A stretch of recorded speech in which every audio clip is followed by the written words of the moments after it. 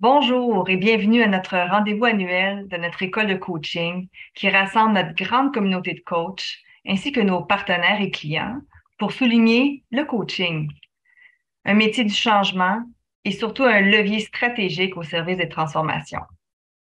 C'est avec un immense plaisir que je vous présente Danielle Darmouni, une femme pionnière dans le monde du coaching et des transformations qui a fondé International Mosaïque en 1992. Donc, cette année, nous fêtons les 30 ans d'existence. Pionnière également parce que International Mosaïque est la première école francophone à avoir eu son programme de formation coaching certifié par ICF en 2003. Et j'en passe, hein? Alors, bonjour Daniel, et merci d'avoir accepté notre invitation pour une conversation intime avec nous, portant sur le coach stratège du 21e siècle. Bonjour à toi, Marie-Hélène, et bonjour à tous ceux qui sont là, les anciens que j'ai eu la chance de croiser lors de mes venues nombreuses au Québec, et puis tous les nouveaux que vous avez rassemblés autour d'agenda. C'est un bonheur d'être en partie présente pour cette belle soirée qui s'annonce sur ce métier que nous aimons tous. Oui, merci. Il y a vraiment plusieurs personnes avec qui je suis certaine, tu as eu la chance de côtoyer, avoir des super conversations et aussi de suivre leur cheminement depuis, en fait, au Québec depuis plus de 20 ans déjà. Oui. Et avec Agenda depuis 5 ans, qu'on fête notre 5 ans cette année. Alors, bienvenue avec nous, Daniel, pour ce moment privilégié. Et merci d'avoir accepté notre invitation. Cette année, c'est une année de récolte aussi, en plus des 30 ans. Il y a 2 livres qui ont été publiés, dont le tout dernier, l'ADN du coaching. Et un des chapitres a particulièrement retenu mon attention, c'est celui sur le coach stratège. C'est quoi pour toi un coach stratège? Qu'est-ce que tu mets là-dedans? Écoute, oui, quand nous avons décidé de faire avec tout un petit groupe là de vaillants écrivains ce deuxième bouquin sur l'ADN du coaching, la mosaïque du vivant, ce qui nous paraissait important, c'est de reprendre les principaux thèmes de notre approche pour que ce soit vraiment un livre de référence et en même temps de l'actualiser, de voir ce que ça donnait 30 ans après, histoire de stratégie du coaching. Donc, ça a été un grand moment parce qu'en l'écrivant, j'ai découvert des choses, j'ai pu moi aussi simplifier mon approche, j'espère, dans la transmission. Et donc voilà, un coach stratège, écoute, depuis l'origine, c'était quelqu'un qui avait une conscience, comme je l'avais à l'époque quand j'étais encore consultant, que nos clients arrivaient avec des demandes, comment dire, ambiguës. À la fois, ils nous demandaient de les accompagner dans le changement et à la fois, ils montraient des signes de non-changement que, en général, dans le monde du conseil ou de la psychologie, on appelait la résistance. Moi, j'avais l'intuition que c'était pas tout à fait juste parce que ce que je comprenais déjà à l'époque des systèmes vivants, c'est-à-dire une personne, une équipe, une organisation, c'est qu'on est en recherche permanente d'équilibre entre ce qui change, ce qui nous permet d'évoluer, de grandir, d'apprendre, et notre besoin aussi de conservation, de stabilité, de sécurité. Dans cet équilibre-là, forcément, quand quelqu'un arrive et dit il veut changer, il y a une partie, pas tout heureusement, mais de son cerveau qui se met en recul parce que la peur de perdre le contrôle, voilà. Donc déjà à l'époque, c'était quand même ce qui m'avait motivé à regarder, c'était quoi ce nouveau métier pour l'appeler coach, et un coach qui serait stratège avec cette demande-là, puisque notre rôle est d'aller avec la demande de changement de nos clients. Et qu'est-ce qu'on fait avec le non-changement? Est-ce qu'on est dans le rapport de force pour l'écraser, comme font certains cabinets, ou pour l'oublier, ou pour le dénier, ou au contraire, le mettre en valeur? Donc ça, c'était des choses qui venaient de l'approche systémique, qui est notre premier S, des 3 S. Donc, quand j'ai élaboré le début du coach stratège, j'étais sur comment l'approche systémique nous permet de penser la complexité du vivant, qui bien sûr, alors aujourd'hui où nous sommes dans un monde alors on dit VUCA, mais en tout cas où le chaos est toujours proche, où l'inconnu est énorme, les surprises vont arriver, des imprévus. On a quand même traversé des moments incroyables, hein. On appelle ça un trou noir, où tout à coup on change d'univers, on perd ses repères. Donc ce qui était déjà vrai il y a 30 ans pour ceux qui étaient dans une réelle dynamique d'innovation, l'est vrai aujourd'hui pour l'ensemble de nos clients. Donc cette réflexion sur le coach stratège méritait d'être prise. Et en l'écrivant sur l'approche systémique, comment ça permet de voir les enjeux de relations derrière les enjeux business de nos clients, des enjeux profonds derrière les enjeux personnels de développement, il y a de la relation avec les autres. Donc j'ai commencé à écrire sur l'approche systémique pour rappeler en quoi elle nous permet comme ça de trouver la qualité des relations, les alliances possibles, la marge de manœuvre, voilà, toutes des choses qui nous permettent de penser, de comprendre dans quoi est notre client, de le situer vraiment dans son monde relationnel et pour l'entreprise dans son écosystème pour pouvoir avoir une stratégie intelligente et trouver le changement et le non-changement tout en tenant compte de l'homéostasie. Parce que vraiment nous enseigne là, l'homéostasie, c'est cette recherche d'équilibre qui fait le vivant. On ne va pas aller contre l'envie de vivre d'une personne, mais on va aller en écoutant avec sa tête où sont les répétitions qui ne l'aident plus aujourd'hui, qui sont obsolètes.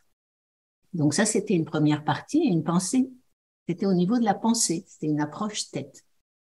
Parce que dans l'approche du coach stratège, il y a tête, cœur, corps. Donc avec la tête, on y arrive. Mais tu sais aussi bien que moi, je pense que tu l'as vécu avec toi dans ton propre évolution et avec tes clients, qu'il suffit pas d'avoir compris. Il suffit pas d'avoir une bonne idée de qu'est-ce que ce serait bien de faire autrement. On a toutes les écoles de Palo Alto et autres qui nous disent que ça sert à rien de faire un peu plus ou un peu moins de la même chose. Mais c'est pas si facile de le transformer dans l'action. Tu es d'accord? Je suis d'accord. Puis effectivement, quand on regarde un peu, moi je viens d'un monde de consultation où le volet tête était très valorisé, puis c'était l'expertise. Puis j'ai commencé ma carrière dans un monde de consultation et d'expertise et devenir coach m'a permis justement de découvrir toutes ces autres facettes. Tu parles de tête, cœur, corps. J'aimerais que tu nous parles un peu aussi de ces racines, dans le fond, de cette vision-là, d'où vient aussi l'idée du tête-cœur-corps. Et là, il y a l'évolution, évidemment, tu parles des trois grands S. En même temps, juste nous rappeler un peu comment tout ça a démarré pour toi, parce qu'effectivement, c'est ça qu'on voit. Alors, comment on peut travailler avec des humains et dans l'entièreté de ce que sont les humains, tête-cœur-corps. En tout cas, ça s'est éclairé le besoin d'avoir une approche tête différente. Mm-hmm. À l'époque, il y a un peu plus de 30 ans, on va dire 40 ans, j'avais cette jolie mission d'animer les relations humaines. Mm-hmm. Et effectivement, je trouvais qu'il y avait animer, c'est un beau mot, hein, on met de l'âme, et qu'en fait, tout mon rôle, c'était par rapport au choix de l'entreprise, aux décisions dans lesquelles les équipes que j'accompagnais étaient prises, c'était d'y mettre du mouvement, de l'engagement, de l'amour, voilà, et puis d'espérer qu'ils allaient mettre en place le changement. Donc j'appelais ça, je me suis rendu compte, j'appelais ça faire les tuyaux, tu sais, entre la pensée de la direction et puis les gens qui exécutent. Et je me disais, en fait, tu fais de la plomberie, tu fais passer leur idée. Mais vraiment, ça a été assez rapide pour moi. Ça m'a pris 2-3 ans de me rendre compte qu'avec des pensées vieilles, c'est-à-dire une façon de percevoir l'entreprise et les missions de chacun à l'ancienne, eh bien, on ne pouvait pas demander aux gens de se transformer, même si on mettait beaucoup pour moi, j'adorais ce métier de motivation. Mais on ne motive pas que sur le cœur. Il fallait changer la pensée. Donc ça, c'est à l'origine de ma réflexion sur la stratégie. Et je disais, et si on pensait autrement? Et c'est ça qui m'a intéressé, qui m'a amené à regarder une perception moins analytique du monde et plus systémique pour voir qu'est-ce qui empêchait des pensées neuves. Qu'est-ce que c'était ce phénomène de répétition pour contrôler? Tu vois, l'entreprise a une super belle vision, mais on garde les habitudes, on change pas la culture. Et tout le monde, c'est très important. J'ai eu la chance d'accompagner beaucoup de fusions à l'époque. J'étais dans des groupes en croissance internationale qui rachetaient des boîtes. Et donc, le travail de dire qu'est-ce qu'on a ensemble à mettre en commun, bah, impliquait d'avoir une perception différente de leur monde. Sinon, ils restaient soudés comme beaucoup de fusions aujourd'hui qui n'amènent aucune valeur parce que il n'y a pas cette solidarité, ce croisement des compétences, cette fameuse richesse multiculturelle. En tout cas, c'est ça qui est à l'origine, les racines de ma pensée sur le coaching. J'ai pris le mot coaching parce que c'était le mot qui passait bien en marketing, mais je savais qu'il serait toujours à définir. Mais en tout cas, c'était comment avoir une approche qui est à la fois une pensée autre pour sentir des émotions différentes et agir différemment. C'est cet alignement pour les personnes. Et du coup, notre approche de ce métier, de la stratégie, a été une approche tête, cœur, corps, qu'aujourd'hui j'appelle 3S, pour que ce soit plus clair de quelle partie de la tête il s'agit. Justement, l'approche 3S est au cœur de ce chapitre. Donc, le premier S, c'est la systémique, mais et comment tu l'expliquerais simplement? Enfin, c'est quoi ces trois grands S et comment aussi ça a évolué dans les 30 dernières années pour l'appeler 3S et comment es-tu arrivé à parler de 3S justement, si simplement? C'est le cadeau de l'écriture. Hein. Je vous encourage tous à poser votre pensée par écrit parce qu'au début, le thème, c'était je passe mon temps à répéter c'est quoi la stratégie en coaching, changement, non-changement, mais apparemment, ça suffit pas. Donc, je vais l'écrire et en l'écrivant, les 3S se sont présentés à moi, un après l'autre. Donc, comme je te l'ai dit, le premier, c'était la pensée systémique qui est capable de sortir de juste de l'analyse des faits en découpant. Hein. Tu découpes un problème et puis tu vois, tu cherches la cause. En systémique, tu sais qu'il y a de la complexité, donc tu as beau découper, c'est pas juste complexe, compliqué, c'est complexe, c'est différent. Donc tu arrives jamais à trouver une cause, tout est en interaction, en boucle circulaire. Mais en même temps, il y a cette force incroyable de savoir qu'un petit pion dans le système a aussi, quand il bouge, de l'influence sur tous les autres. Donc c'est une façon de retrouver son pouvoir plutôt que de penser la soumission ou la rébellion pour échapper à ce système qui nous écrase. C'est de savoir qu'on en fait partie et que quand on dit l'entreprise, ben, c'est des êtres humains ensemble. Et que ces êtres humains, ils ont des enjeux, des relations et que c'est possible, en le comprenant mieux, de voir à quel endroit faut-il intervenir. Ça, c'est super important pour un coach stratège de mettre la personne ou l'équipe qui l'accompagne dans son environnement, dans son écosystème. Donc, ça permet de penser la complexité. On les voit. Maintenant, comment faire avec cette complexité pour qu'on soit pas juste ah oui, mais alors il n'y a rien qui est possible, quoi. On est écrasé par les enjeux et les boucles de reflets et tout ça. Et puis, je peux me permettre, la complexité aussi, ou la systémique, c'est aussi la dynamique des relations, des interrelations. Oui, Alors, c'est ça. On est pris dans des interrelations et on est soit se sent tout le monde nous demande des choses, ou on se sent très seul, ou on se sent isolé, mais en tout cas, tout ça, c'est intéressant de le décoder et de le partager au sein d'une équipe et même d'une organisation pour voir c'est quoi notre culture de relation. Et est-ce qu'on peut arriver à ce fameux puisqu'un système vivant, ce qui le caractérise, hein, c'est la loi de la forêt. Il y a bien sûr des parties de jungle, mais à 80%, c'est de la coopération. Coopérer, ça veut dire œuvrer ensemble. Donc, quelle est la qualité des relations qu'on a entre nous ou que la personne que j'accompagne a avec son environnement qui lui permet de œuvrer avec les autres?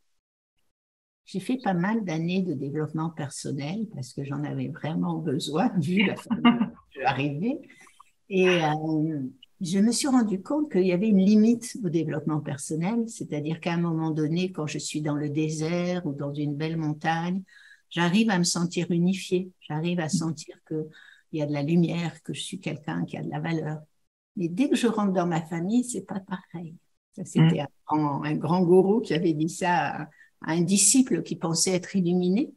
Il lui avait dit, va passer une semaine dans ta famille et on en reparle.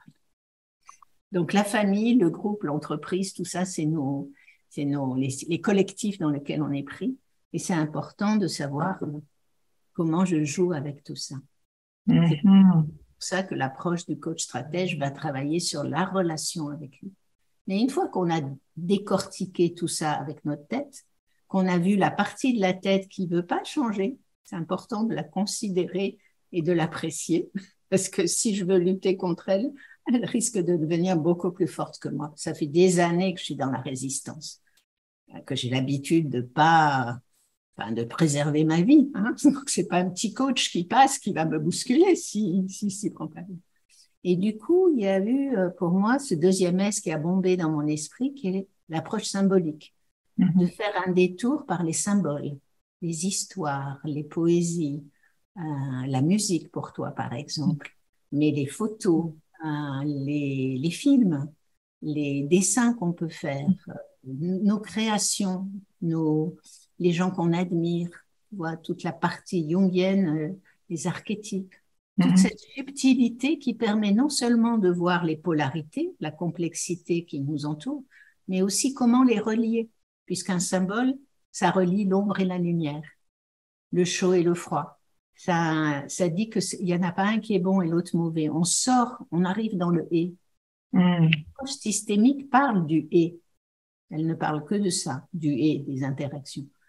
Mais en passant par le symbole, on commence à vivre dans son cœur, dans ses tripes, qu'est-ce que ça fait de savoir qu'il y a de l'ombre et de la lumière, que je suis effectivement déchirée entre différents besoins. L'entreprise veut à la fois être efficace et en même temps être un lieu qui protège ses employés, veut à la fois être dans le bien-être aujourd'hui, tous les enjeux écologiques, et en même temps, il faut bien gagner sa croûte, quoi. Faut attirer des investisseurs, tu vois, tous ces tiraillements qu'on voit dans le systémique, dans la symbolique, ça devient plus un tiraillement, ça devient quelque chose qui pourrait se réconcilier, se rapprocher pour inventer une voie nouvelle. Donc vraiment, ce deuxième S, il est super important dans l'approche du coach stratège aujourd'hui, de passer par ce détour des images, des symboles, des histoires, des choses profondes qui nous bousculent et qui nous permettent petit à petit d'entrer dans cette réconciliation des polarités jusqu'à ce que ça devienne, c'est un peu comme au début, ça tire dans les deux sens, là, tu vois, donc je vois tout ça à la fois. À un moment donné, on se dit, ben oui, je suis ça et ça. Et à un moment donné, il y a une troisième voie qui s'ouvre. Cette fameuse réelle innovation que l'on recherche aujourd'hui pour ne plus refaire les erreurs du passé. Et du coup, je me disais, mais alors, mais il me manque quelque chose dans l'approche stratège. Il me manque le mouvement, il me manque le corps. Et là, j'ai eu le cadeau d'avoir sensoriel, passé par le sens, qui est joli parce que le mot sens, tu vois, il traverse les trois. Le sens en systémique, c'est le sens qu'un système vivant donne, qui est de préserver la vie, de continuer à grandir. Enfin, voilà, on trouve ce sens meaning. Enfin, le sens au niveau du cœur et de l'approche symbolique, c'est profondément la connexion à l'essentiel pour moi, l'unicité. Et le sens au niveau du corps, c'est tous mes sens, mes 6 sens, les 5 et le 6, qui me permettent, même avec le cerveau de la peau, de sentir des choses, d'écouter autrement le non-verbal, les gestes, et puis surtout la mise en mouvement. Dans l'approche du coach stratège, on ne se contente pas de penser ce qu'il y a à faire, ni de vérifier que c'est bien connecté à ce qui compte pour la personne. C'est vraiment dans le coaching, c'est au cœur de l'approche coach, c'est ce qu'il choisit, mais qu'il choisit avec son cœur et à un niveau de sa source, tu vois, encore un S, sa source de vie. Et c'est vraiment du coaching quand ça se traduit dans des actes d'incarnation qui eux-mêmes font du sens. Parce que quand il le fait, ça vibre, on a les frissons, ou au contraire, quand je suis pas dedans, je peux avoir des douleurs ici, des crispations dans le ventre, dans le plexus, des choses dans la gorge, tu vois, tous ces ressentis de l'approche sensorielle qui font que rien qu'en goûtant un chocolat, je peux retrouver un bon souvenir. En sentant un parfum, pour moi, c'est le parfum en Tunisie du jasmin. Mhm. Je suis reconnectée à mon enfance, mais aussi les couleurs que tu mets dans ton appartement, dans ton bureau, tu vois. Toi, t'es Jada pure, moi, je suis mosaïque pure. Et ça ne nous empêche pas de discuter, voilà. On fait du et, on fait du et. Je pense que les gens qui nous voient, rien qu'avec leur sens, ils voient déjà la complémentarité des deux cultures C'est et que ça. c'est possible de se rencontrer à ce niveau-là. Et donc, le coach Mhm. stratège, il va utiliser tous les sens des trois niveaux, mais aussi au niveau du corps, les ressentis, le déplacement dans l'espace, qui permet de penser avec une autre partie du cerveau. Les neurosciences nous apprennent beaucoup de choses sur le coach stratège. Donc, elles viennent confirmer des intuitions d'il y a 30 ans. Et puis, il y a toute cette approche prototype que j'aime beaucoup. Parce que ce que crée la promesse pour moi du coaching, je pense que pour toi aussi, sinon tu n'aurais pas évolué, c'est l'autonomie de nos clients. Que ce qu'ils ont fait à travers le laboratoire, c'est comme un laboratoire d'expérimentation pour moi, des sessions de coaching, que ce soit Mhm. individuel ou collectif. On expérimente des nouvelles actes, alors un prototype pour se rapprocher de l'univers masculin, du test and learn. Oui, oui. Voilà, un prototype, c'est pas forcément parfait du premier coup. On tente, on expérimente dans le coaching, on débriefe, on regarde si ça parle à tous les niveaux. Est-ce que je le sens à tous mes niveaux? Est-ce que ça a du sens pour moi? Est-ce que c'est vraiment ça que je veux produire dans le monde? Et puis on l'améliore, puis on le reteste, et puis on le propose au monde quand on sent que c'est chouette, quoi. Et Mhm. derrière tout ça, il y a cette approche du non-changement qui est de donner une sécurité supérieure. Plutôt que de rester dans la sécurité ancienne, auquel je me cramponne, mes habitudes, je sais que ça va mal finir, hein, parce que c'est pas la première fois que Mhm. je vis ça mais je le fais parce que c'est plus rapide, tu vois. Souvent les clients nous disent oui, mais c'est rapide, oui, mais c'est rapide, mais il faut le refaire parce que ça n'appelle pas ce que tu voulais. Je l'entends tellement souvent ce que tu dis, puis ce que je me dis, c'est que finalement, le coach stratège, euh, il est capable d'accompagner cette dualité du non-changement et du changement. Souvent, dans les organisations, puis en ce moment, avec tout ce qui se passe, il y a beaucoup de pression d'évoluer. Et là, ben, rapidement, et ce que tu dis, c'est d'abord d'accueillir et créer de la sécurité en accueillant ce non-changement. Euh, et avec l'approche des 3S, on est capable de relier, en fond, pas le tête-cœur-corps, mais en fait, le tête-cœur-corps, mais d'une manière encore plus stratégique avec cette pensée systémique, avec l'incarnation dans le corps, mais en passant par, je dirais, la symbolique qui relie tout, qui relie ces paradoxes ou ces dualités. C'est comme ça que je le comprends, et tout simplement. Et comment ça se voit chez un coach? Comment tu vois un coach qui est là-dedans, qui fait ça ou qui accompagne finalement ses clients et les organisations qui se transforment? Eh bien, c'est qu'il fait alliance avec le besoin de sécurité. Donc, il sait manier l'approche paradoxale pour nous Mhm. faire dire qu'est-ce qui va ne pas changer du tout dans toute cette transformation. Il est capable de se relier avec aisance et simplicité au paradoxe du vivant, Mhm. parce qu'il les a joués en lui. Il a déjà vécu que ouais, ça marchait pour lui, hein, parce que ça, c'est très important de nous proposer à nos clients. Des fois, ils nous demandent de nous dépasser, c'est vrai. Des fois, il faut travailler fort en supervision pour monter d'un cran. Mais la plupart du temps, c'est pas qu'on l'incarne qu'on peut le proposer. Parce que sinon, on est des prophètes qui ont poussé les cheveux alors qu'ils sont chauves, tu vois. C'est pas très rassurant pour le client. Mais en tout cas, de tenir compte de ce besoin, mais de placer la sécurité, le besoin de contrôle à un niveau intérieur plus profond, grâce au symbolique, grâce au sensoriel et à une pensée pour voir, ça vaut la peine, je suis assez fort et surtout, hein, Marie-Hélène, tu vois, merci de me relancer parce que je ne vais pas le faire tout seul. Mhm. J'ai ouvert à la relation avec les autres, je sais créer des alliances, Une alliance, c'est pas forcément avec qui j'irai boire un verre, hein. Mhm. Pas forcément quelqu'un que j'emmènerai en vacances. C'est quelqu'un avec qui on sait qu'on va œuvrer ensemble pour ce qu'on veut créer. Mhm. La stratégie est toujours liée par ça. Comment les héros d'aujourd'hui ne sont pas des héros solitaires, hein. Ouais. Je permets d'évoquer mon livre plus précédent sur le leadership du vivant. Les leaders du vivant sont des co-leaders. Parce que Mhm. le grand secret, c'est de travailler avec les autres, de savoir qu'un jour, je peux avoir un doute. Et le co-stratège, il sait que de temps en temps, bah, son client va être vulnérable, qu'il a des fragilités. Mais il sait aussi qu'il a des forces incroyables. Et il sait aussi qu'il est capable d'apprendre des choses qu'il n'a encore jamais fait, parce que nous l'avons fait pour nous. Ça, c'est le chemin du développement professionnel de chaque coach, de se faire déjà accompagner dans sa propre stratégie pour être tête, cœur, corps et pouvoir de temps en temps dire qu'il ne sait pas, de temps en temps dire bah, on va tenter, on va voir, et puis de temps en temps proposer une pause pour se mettre en méta et chercher avec son client comment on va en sortir. Il y a beaucoup d'humilité dans ce métier. Mais en tout cas, Mhm. le non-changement n'est plus un ennemi, c'est un allié potentiel. Moi, je dis un défaut ou un truc que je vois, c'est un allié. C'est une opportunité pour apprendre. Donc, voilà, quand Mhm. on a ce sourire, Ben justement, tu me parles de sourire et la dernière phrase, le dernier paragraphe de l'article, et ces mots, simplement sourire à la surprise.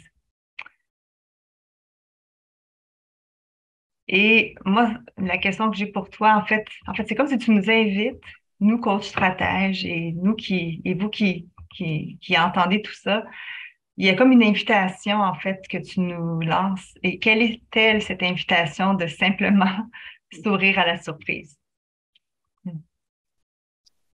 ben, c'est une invitation à être au plus proche de la vie, Mm. au plus proche de regarder une fleur pousser, de, de pouvoir être, grâce à ce sourire, dans une forme de tendresse vis-à-vis de soi, Mm. de complicité avec nos clients, voire de compassion, parce qu'on a traversé nous aussi ces choses-là. Des fois, je Ouais. dis que la formation, la supervision, ça m'a servi surtout à savoir de la compassion pour mes clients et ne pas leur dire, mais enfin, c'est simple, vous avez qu'à communiquer, vous avez qu'à... Enfin, il n'y a qu'à faucon, on dit en français, et on est souvent faucon quand on s'entend dire ça. Tout c'est il faut, tu vois.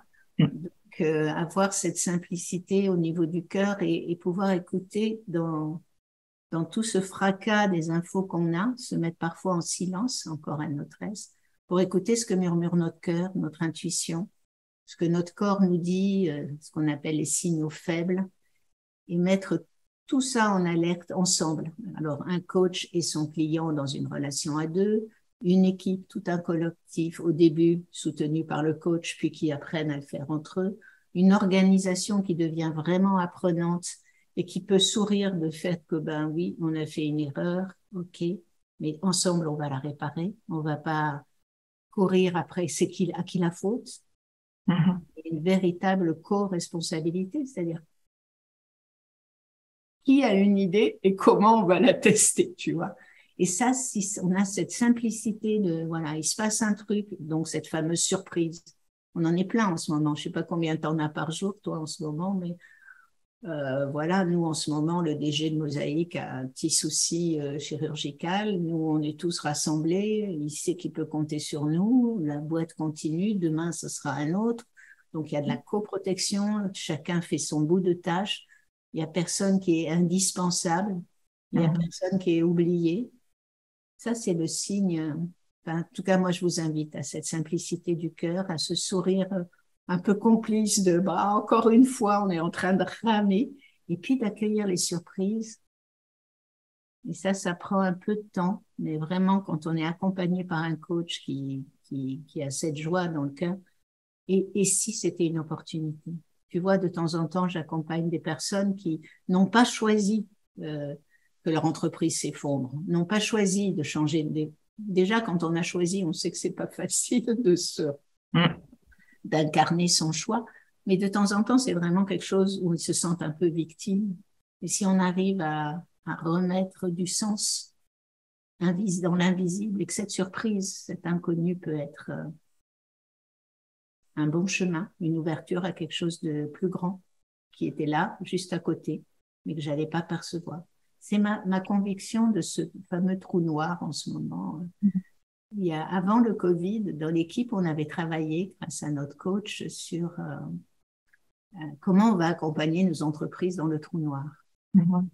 Dans l'idée de un trou noir, ce que j'ai appris des physiciens, et on passe dans un autre univers. Donc, tu sais, les coachs, on parle souvent des petits pas. Mhm. Oui, le plus petit pas possible. Voilà, c'est que pour apprivoiser le changement, on y va par petits pas, en douce. Eh ben, peut-être qu'aujourd'hui, c'est des pas cosmiques, c'est-à-dire que c'est pas ni grand ni petit. C'est un pas qui me décale avec simplicité, avec sourire, et en acceptant qu'il y a une surprise au bout.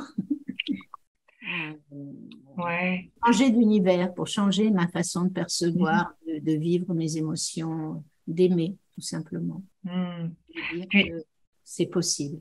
puis de voir le sourire chez nos clients, chez nos équipes, justement, c'est parce que les 3S, c'est aussi des petits repères, hein, des petits repères à nous au quotidien. Puis, je me demandais comment tu avais trouvé ces trois petits S. Comment, dans l'écriture, c'est arrivé à toi d'imaginer ces trois petits S? Là, j'ai écrit la phrase, je vais peut-être la relire. Je l'ai écrite et je me suis dit, tiens, tiens, ça parle de ça. Je vais juste la relire pour le plaisir. Ouais. Hum. La complexité et la richesse de cette approche renforcent notre connexion à ce qui nous est essentiel. Ça, pour moi, c'était majeur dans les proches stratèges. Mm. Connexion. Laisser partir en souriant, donc il est venu tout seul, en souriant, les impuissances apprises, Mm. sortir des sentiers battus et s'ouvrir ensemble simplement à la diversité et à la surprise. Et du coup, j'ai dit, ah, il y a trois petits S qui viennent compléter mes trois grands S. Parce que ça, c'est le bonheur d'écrire sur sa passion. C'est que Mm. il y a un cadeau. Je me suis mis au travail, j'ai un peu ramé, comme tous ceux qui écrivent, je pense. En tout cas, Ouais. j'ai pas la plume le plus facile. Mais ces trois petits S se sont imposés simplement en regardant ce qu'il y avait à faire, quoi. Mm. Et j'aime beaucoup ce que tu m'as relancé parce que c'est vrai que c'est aussi comme ça qu'on peut voir que nos clients sont dedans.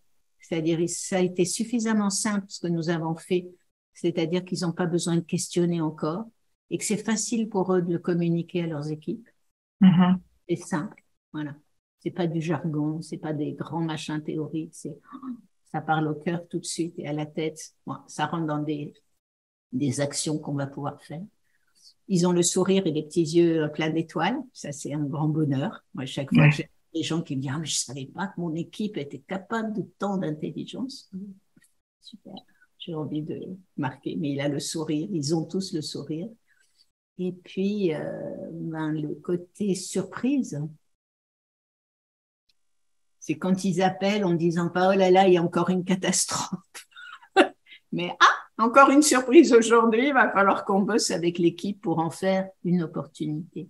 Et c'est pas non plus résigné, mais c'est pas non plus bêtement gaga. Les surprises, il faut les transformer.